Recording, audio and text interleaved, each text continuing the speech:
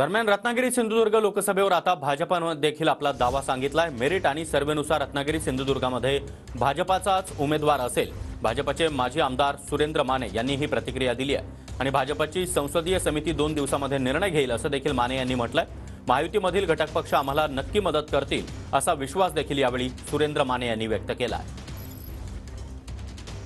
आपल्या सोबत आहेत रत्नागिरी विधानसभा क्षेत्रप्रमुख आणि माजी आमदार बाळ माने साहेब। माने साहेब, काय सांगाल?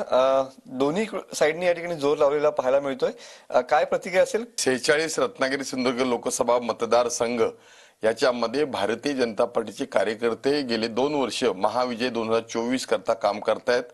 जवळजवळ 25,000 कार्यकर्ते बूथ स्तरावरती गेले 2 वर्ष काम करतायत। तेव्हा आम्हाला विश्वास आहे सर्वे रिपोर्ट मध्ये सुद्धा हा मतदारसंघ भारतीय जनता पार्टीच्या कमळ निशाणीचा खासदार निवडून येऊ शकतो अशा प्रकारचे कल गेलेले आहेत।